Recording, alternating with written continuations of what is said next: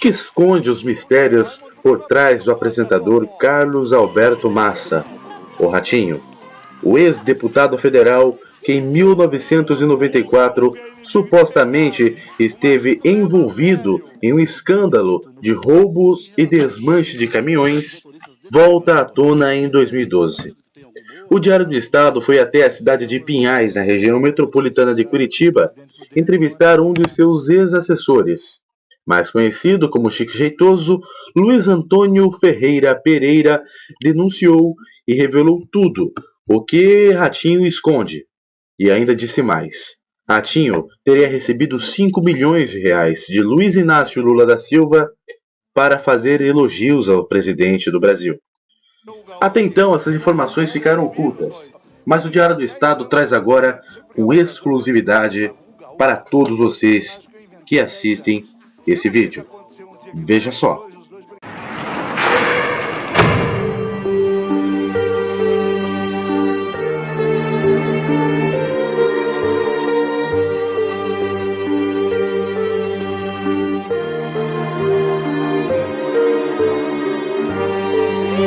Resultados DNA.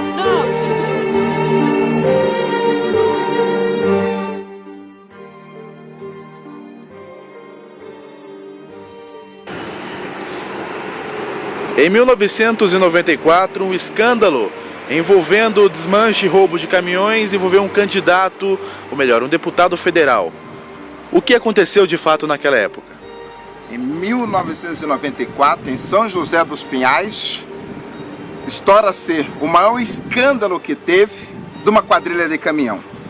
A reportagem chegou, a polícia foi e, mediante ao fato que aconteceu, a polícia descobre que estava envolvido um deputado federal na época.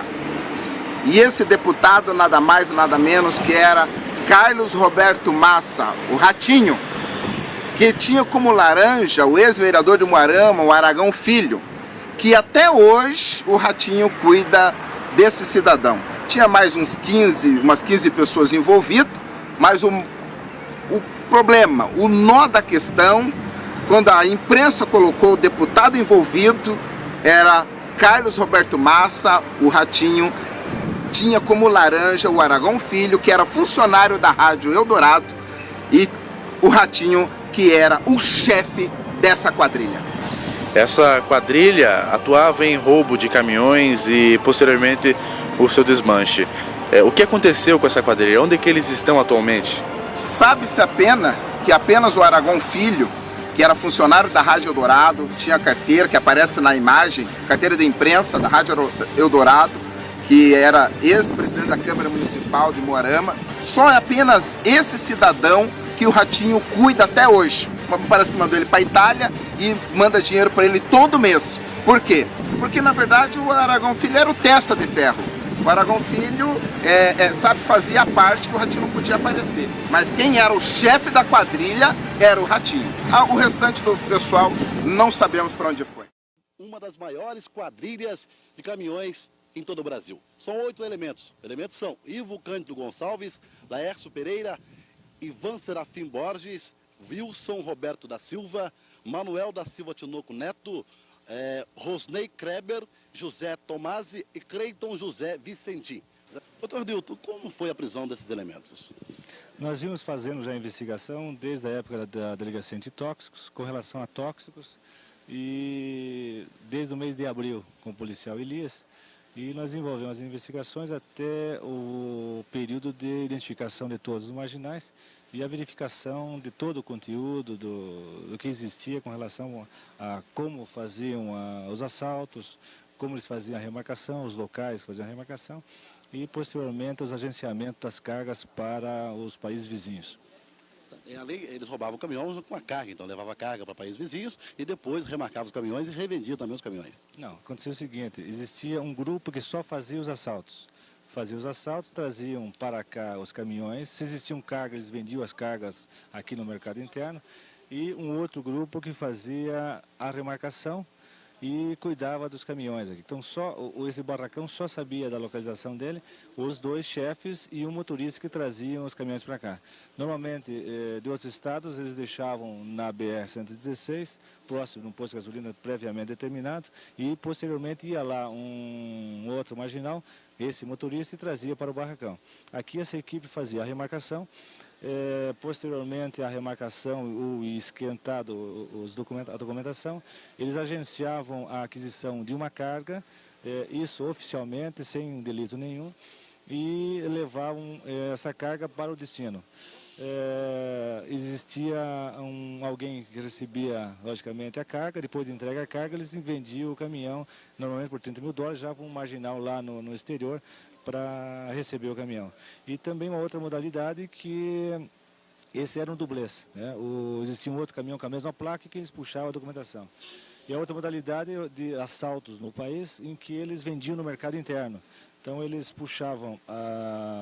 compravam um caminhão batido, faziam a remontagem das peças no caminhão batido, oficializavam com documento quente e vendiam aqui no Brasil.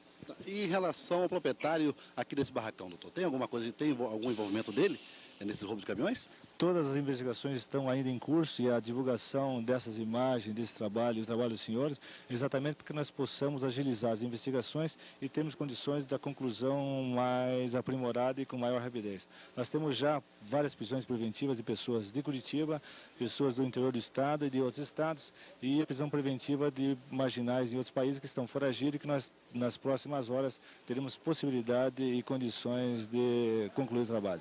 Foram presos em números de 8 elementos. Nós já temos 8 marginais detidos, o responsável pelo barracão, quem fazia a remarcação, motoristas que estavam levando os caminhões para o exterior e outras pessoas que estavam junto com algumas desses envolvidos em uma casa e que, em sabendo que eram marginais, deve ter envolvimento, e a prisão preventiva está sendo decretada, solicitada para decretação, exatamente em razão da solicitação da comunidade que faz transporte coletivo.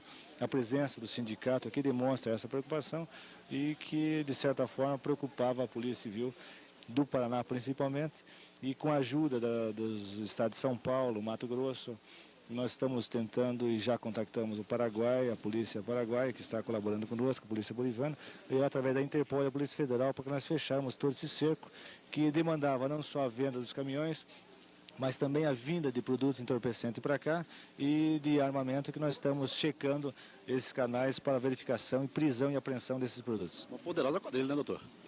É uma das grandes que eu já pude ter a satisfação de trabalhar e conseguir um resultado positivo. A nível nacional é uma das maiores, exatamente em razão da compartimentação e do cuidado a nível de guerrilha que esse time tinha, exatamente porque um não sabia quem fez o assalto, o outro não sabia quem é que levou para o Paraguai, para a Bolívia, outros países, o outro não sabia quem é que agenciava a negociação do transporte. Então havia uma compartimentação e que demonstra a organização e a segurança que a quadrilha tinha com relação a esse tipo de delito no Brasil.